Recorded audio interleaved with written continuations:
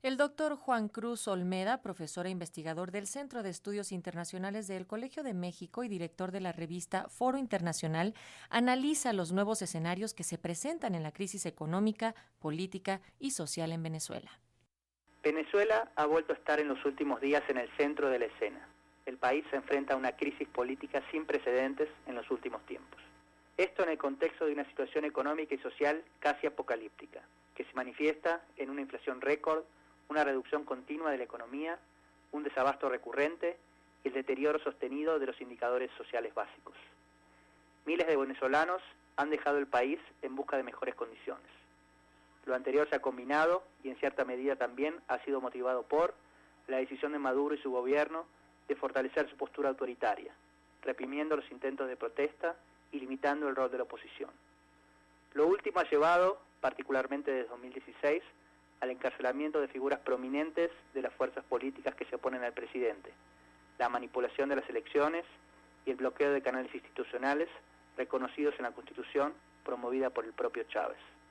La actual situación se deriva de la decisión de Juan Guaidó, presidente de la Asamblea Nacional electa en 2015 y con mayoría de la oposición, de autoproclamarse presidente interino del país, alegando que Maduro ocupa el cargo de manera ilegítima, ya que su elección fue resultado de comicios ilegales y manipulados. Por su parte, Maduro proclama que la Asamblea carece de legitimidad, ya que desde hace tiempo fue declarada en desacato por el Tribunal Supremo, controlado por el gobierno, argumentando que había usurpado las funciones del presidente. Si bien el país ha atravesado situaciones similares en el pasado, ciertos elementos hacen al actual escenario particular. En primer lugar, el régimen de Maduro ha perdido apoyo de manera constante entre la población vis a vis el deterioro de la situación general. La mencionada maniobra de Guaidó se dio en el marco de una jornada nacional de protesta contra el gobierno que congregó movilizaciones multitudinarias no solo en Caracas, sino en la mayoría de las ciudades del país. A diferencia de lo ocurrido en otras ocasiones, el chavismo no fue capaz de generar marchas de apoyo concurridas.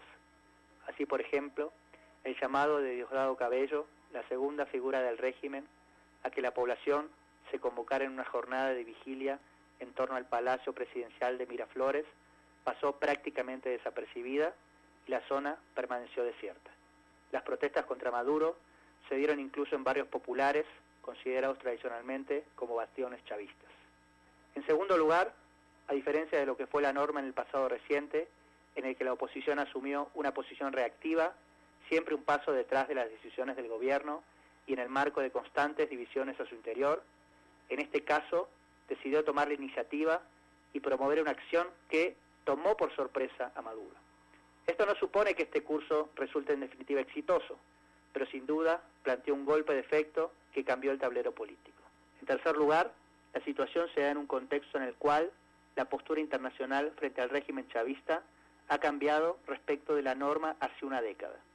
El paulatino giro hacia la derecha, experimentado por América Latina en el último decenio, no solo ha dejado a Maduro sin socios en la región, sino que lo ha enfrentado a presiones explícitas de presidentes como Macri, Piñera y más recientemente Duque y Bolsonaro.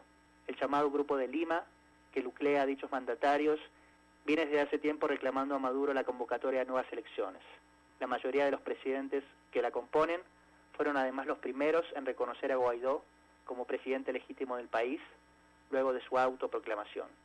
A lo anterior se suma la postura activa del gobierno de Trump en contra de Maduro. A nadie pasó desapercibido un mensaje del vicepresidente Mike Pence el día anterior a las movilizaciones, apoyando las muestras de oposición al régimen, y los mensajes del propio Trump reconociendo a Guaidó como presidente del país prácticamente a los pocos minutos de que éste se autoproclamara como tal. En las últimas horas, algunos países europeos han hecho más explícita su posición y si bien no han reconocido a Guaidó como presidente, han puesto a Maduro un plazo para convocar elecciones. El activo papel de Estados Unidos no solo intentó ser caracterizado por Maduro como una muestra de la injerencia norteamericana en los asuntos internos del país, comparando la situación con la vivida en 2002 en el marco del golpe contra Chávez, sino promovió una respuesta activa por parte de Rusia, que no solo denunció la situación en foros internacionales, sino que envió fuerzas militares para, según se alega, defender al régimen de cualquier intento de ataque militar desde el exterior. En este contexto, destacó destacó la postura de México y Uruguay, que desde un inicio plantearon la necesidad de resolver la crisis de manera pacífica y a través del diálogo. El paso de los días ha dejado en claro que la situación está lejos de resolverse en el corto plazo, tal como muchos auguraban en un inicio. Maduro aún cuenta con un apoyo fundamental al interior del país, las Fuerzas Armadas. Los altos mandos han declarado su lealtad al mandatario, en gran medida porque éste les ha dado autonomía para manejar muchos de los negocios ilegales que han surgido al calor del mercado negro. Los llamados de Guaidó para que se sumen a un nuevo gobierno y las promesas de amnistía para los delitos que pudiesen haber cometido los uniformados no han tenido por ahora los efectos esperados.